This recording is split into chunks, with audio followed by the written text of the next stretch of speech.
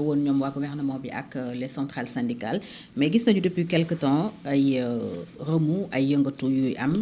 ci yenn syndicats yi semaine bi ñu génn yépp pratiquement ak li des ci weer bi G7 mooy menacé def yëngu-yëngal comme aimait dire Mamadou Diop Castro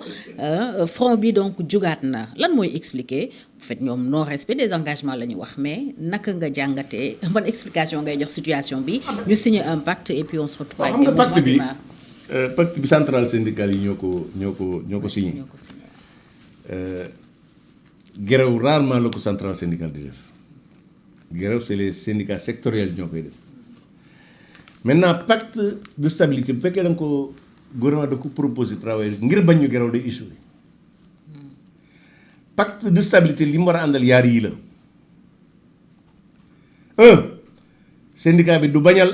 gouvernement bi du bañal syndicat yi lu mën a nekk. deux syndicalistes duñu laaj gouvernement bi lu mënta ne gis nga ñaar yi bu ñu ko defee pacte loolu rek doy na pacte kii laaj du laaj lu mënta ne kii joxe du bañ lu mën a ne et manifestement am na accord yoo xam ne gouvernement bi wala bii wala yu leen jiitu signé woon nañ ko ak les travailleurs de la santé wala de l'école de l'enseignement te sàmmuñu ko gouvernement mën naa signé dara te du ko mën a sàmm waaye su boobaa ña ngi ko signéel da nga leen di woo bu ñuy wax doo leen tànqamlu da nga leen di woo ñu leen yi ñun kat noo signé lii fi lañ ko fekk signé nañ ko ba pare donc dañ ko war a doxal parce que nag gouvernement mooy loolu du ne Macky Sall moo ko signé woon du ma ko appliqué loolu moom benn c'est la continuité donc ñun kat lii bëggoon nañ ko def waaye wax dëgg yàlla guddi yu ñu toll jafe-jafe yi ñu am tax na mënuñu ko dañoo bëgg ñu discuter seet ba xam naka lañ ko mën a defee ba du lor état bi yéen itam du leen lor et je crois que loolu mooy la qualité du dialogue social et malheureusement booy xool nguur gi bokk na ci seen jafe-jafe mooy la qualité du dialogue. pourtant am nañu au conseil du dialogue social. kooku deful liggéeyam parce que kooku bu waxee rek nga xam ne dafa far ak Pastef c'est comment il s'appelle encore. Mamadou Lamine Dianté. Dianté je le connais bien moi et puis Lamine Dianté ce qu'il doit savoir moom ñoom bi ñu yoree seen syndicat bi ñun. ci jàppale ak ndigalu professeur Iba Der Thiam dañu créé woon benn groupe benn médiation parlementaire bari na coow yu daan am ci diggante syndicat yi daay gi la tax daay gi daawu takk la médiation parlementaire moo ko daan waral ñun boobu professeur Iba Der Thiam moo ko jiite woon man ca laa bokkoon Omar Sarr Cheikh Seck ak ñeneen syndicalistes yi dañ daan dajeek ñoom kër Iba Der Thiam ñu wax seeni doléance yëpp ñu jël ko suñ ko jëlee dem ci booba Mohamed Boun Dionne moo nekk premier dem waxtaan ceeg moom su fekkee jafe-jafe am na xëy na am na blocage ñu dem ci Macky Sall bi ñu koy def bi ñu ko bëggee tàmbali am na ñu nekkoon ci gouvernement bi commencé non bon voilà c'est un peu compliqué mais finalement le ministre Mansour Sy nekkoon ministre du travail tam bokk PIT dëkk Guinguinéo moom comprendre woon na rôle bi député yi mën a jouer pour faciliter le dialogue social entre les syndicats de la fonction publique et le gouvernement mais ñun dañ ko doon dox donc di fay dama jàpp ne au lieu que waa Pastef nekk fi di xëbër yi ñoom dañoo war a xool seen biir bu fekkee am na mag ñu baax yu ci nekk xam naa du bari ñu fexe organiser une médiation parlementaire. pourtant il y avait de l'espoir bi ñu falee Dianté parce que c'est un syndicaliste. waaw mais syndicaliste la mais malheureusement amul attitude bi mu waroon am parce que moom normalement comprendre les revendications des travailleurs. mais malheureusement moom buy wax rek da ngay xam ne daa far ak waa Pastef. ñi ñu fa mës a fal ñëpp aussi dañu far. ku mel ni Innocence Ntap. mais Innocence li muy far mosoo dégg mu waxee daawul waxee ni kii di waxee. kon c'est le discours qui mais c'est le discours qui ne passe pas c'est-à-dire bu fekkee da ngaa nekk médiateur yaa war a mujj a wax te booy wax da ngaa war a déey médiateur mooy war a mujj a wax te buy wax daa war a déey. déglu ñëpp ba pare moom nag mooy jëkk a wax te ca kaw lay wax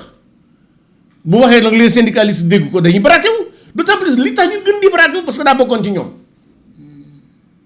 c'est-à-dire moom maanaam daa nekkoon aw bëy ci bi maanaam dama koy tudd ci masala bi mu nekk syndicaliste daa doon ab syndicaliste bi mu bàyyee syndicaliste mu bëgg a doon yatu Pastef di ko duma syndicaliste loolu duñ ko nangu encore une fois je crois que loolu day wane ne liggéey bi ñu ko jox attanu ko mënu ko il y a des gens de qualité au niveau au conseil du dialogue social am na ñu fa nekk ñoo xam ne ils ont une expérience extraordinaire en matière de syndicalisme je crois que ñu mel noonu bu leen dégloo balaa wax déglu leen je crois que buy wax dina wax loo xam ne dëgg bi te mooy ñun lan doon def moom bu ko mënee nañ fexe ba créer seen biir dans le cadre de leur groupe Pastef là une médiation parlementaire parce que man la jox sama exemple bopp man nekk naa président groupe parlementaire dégg ay coow ci justice ñoom bun Diop bun Yaya Diop mais dama sol seen daal dem fekk leen seen siège au niveau du tribunal de Dakar palais de justice waxtaan ak ñoom ba xam lan mooy seen problème ma dem waxtaan ak ministère bi parce que amoon naa possibilité waxtaan ak président de la République ak le premier ministre on a trouvé des solutions problème danaan am diggante magistrature globalement même ak le président de la République mais ma sol sama daal dem fekk magistrat yu mag du wax seen tur guddi waxtaan ak ñoom wut problème wut ay saafara je crois que lu mel noonu moom la kilifa war a doxe mais boo bëggee nekk médiateur doo di jëkk a wax doo di wax ca kaw da ngay mujjee wax tey booy wax it nga wax ndànk malheureusement je crois que la qualité du dialogue social moo am problème maintenant li ma jàpp mooy nguur gi dañoo signé woon pacte bi rek pour ñoom itam wax ne am nañu pacte waaye am pacte ak régler la question des grèves du benn bon maintenant bon moi personnellement ma sañoon nag école bi day stable maanaam xale yi jàngi su ma sañoon aussi ñi nga xam ne dañu feebar grève ñiy faj du nekk aw lor ci ñoom mais nag lu ci mën a am gouvernement bu Sénégal bi signé te la mu signé sàmm ko mooy l'unique responsable. maintenant nag beneen leçon politique bi ñu ci war a jàng parce que boo xoolee syndicats yi yëpp di tararari tey bokk nañ ci ñu jox gaa yi réew mi te nag ñoom de li leen Macky Sall defal ci nguuram asakam Diomaye Faye ak Ousmane Sonko lu jën ko defal c'est-à-dire que ñoom ils sont sacrifiés le monde du travail en votant pour en tout cas en soutenant le Pastef ci combat bi mu doon mëne moo tax booy def lu baax booy def da ngay def lu baax waaye boo defee lu bon maanaam yàlla léegi ji yàlla joni la soo defee lu bon ci saas la koy won encore une fois maintenant bon je crois que li gën mooy ñu maintenant pacte bi moom je crois que à la limite c'est caduc en tout sens parce que mais bien sûr parce que pacte pour mën a am mooy li ma wax rek gouvernement bi du bañ lu mënta ne lu mën a ne pardon ñii laaj it aussi du ñu laaj loo xam ne man dama lay jox benn anecdote pour terminer toujours dans le cadre de la médiation parlementaire. man nekk naa benn bis dama toog déglu conseil des ministres dégg ñu ne président de la République nommé na le directeur de l'IPRES ko lire ma fexe ba am texte bi lire ko ma dagg affaire bi yónnee ko président Macky Sall ne ko président lii amuloo ci droit de. mu ne mu ne ko oui parce que en réalité le directeur de l'IPRES c'est le conseil d'administration moo ko war a fal ba ma xamee ne parce que déjà moom annoncé na ci conseil des ministres ne fal na directeur IPRES te waru ko def ñi waroon na fal directeur IPRES muy les centrales ñoom Mademba Sock ak Mody Guiro ñoom Cheikh Diop ak le secrétaire général du CSA Elimane ak je crois que le président du conseil ñoom Mademba Sock yàlla na ko yàlla yërëm ak le président du conseil d'administration ñoom ñi waroon na fal kii bi man xam naa syndicaliste mu wóor mën a wóoree ni bu bët setee ñu génne ko bi ni te boobaa dañuy désapprouver le président de la République te loolu gënut eh bien yàlla dimbali ma ci ma dox ci jéego ñoom ñu gisee ak moom waxtaan li nga xam ne ñoom yoon moo leen ko may effectivement président bàyyi ko ak ñoom mais ñoom itam ils n'ont pas désavoué le président de la République. nangul ko choix am je crois que lu mel noonu moo gën loolu nag nit a koy def waaye ginnaaw ñoom lépp xëtër lañ ko defee daañu am jafe-jafe man gëmoon naa ne pacte bi du jur dara parce que en fait le pacte a été signé pas pour faire avancer les causes du mouvement syndical mais en fait c'était pour dire que ñoom itam am nañu pacte mais en fait pour dire que oui.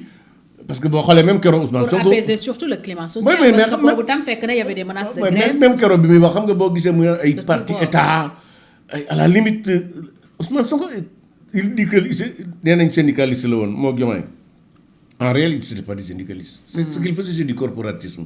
xam nga syndicat boo xam ne benn koor a ci bokk ça c'est pas du syndicalisme ça s'appelle le corporatisme syndicaliste yi loolu lañ gën a bañ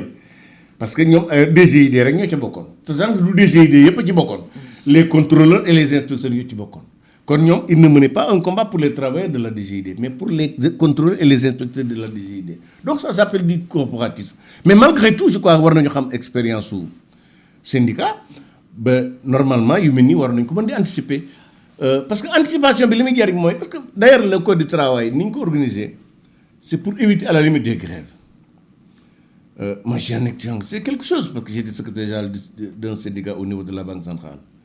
Parce que un mois de préavis bi ñu lay jox nga déposer sa revendication jox ko sa ki nga xam ne moo ko war a saafara un mois boobu li ñu ciy soxla mooy gouvernement bi dajale travailleurs dajale ñi nga xam ne ñoo déposé préavis bi pour waxtaan ak ñoom ci les points du préavis. ñu bañ a yegg ci grève. su ko defee mën nañu bañ a àgg ci grève maintenant nag gis nga Badou man li ma jàpp mooy le ministère des finances et du budget dañ ko war a boole ak le ministère de la fonction publique. Oui parce que boo mësee bokk ci négociation entre l'État et les syndicats de la fonction publique da ngay xam ne à la limite ministère du budget moo am le dernier mot. Parce que même le président de la République bu muy jël décision il faut que mu recueillir son avis. parce que mooy xam li finance publique lan la at. moo tax ma jàpp ne Sénégal li ñu war a pour éviter yenn yi parce que fii da ngay ñëw di wax seen ministère de la santé. ministère de la santé mënul loolu dara. nga ñëw di wax ak ministère mettons de l'agriculture mënul loolu dara ministère de l'enseignement supérieur wala de l'éducation nationale. du ministère bi moo ko mën a régler li ko fi muy régler wu mooy ministère du budget. moo tax ma jàpp ne li ñu waroon def mooy. Ministère de la fonction publique maanaam la fonction publique ñu rattaché ko ak ministère du budget. ministère du budget ou bien et c'est ça moi ce qui m'intéresse le plus mooy ñu dindi le statut des fonctionnaires maanaam boole statut des fonctionnaires ak le code du travail ñu boole ko mu nekk benn référentiel pour gérer rapport travailleurs yi liggéeyal état ak yi travailleurs yi liggéeyal le privé parce que man li ma jàpp mooy mu am fii statut des fonctionnaires am fii code du travail am fii convention collective am fii accord d'entreprise loolu dafa compliqué te gis nga situation yu mel noonu ñi nga xam ne ñoo bëgg a ñëw Sénégal pour investir fi xaalis dañ koy xool bu fekkee wóor na leen ni fii bu ñu fi ñëwee mën nañ am jafe-jafe ak les travailleurs parce que ils sont des syndicalement ils sont très maanaam ay gàllankoor da cee bari mën nañ la fa bàyyi dem Guinée Conakry wala ñu dem Mali te loolu baaxut ci ñun moo tax ma jàpp ne li ñu war dem mooy fusionner tous les dispositifs mu nekk benn référentiel c'est-à-dire que bu boobaa aussi les fonctionnaires ñi nga xam ne statut lañ yor su boobaa nag ñu am ay contrat individuel avec l'État du Sénégal parce que man nag li ma jàpp mooy nit ki la koy avancé loo daa war a nekk loo xam ne ci liggéeyam la war a doon waaye nit ki warut avancé parce que daa bokk ci syndicat ba am doole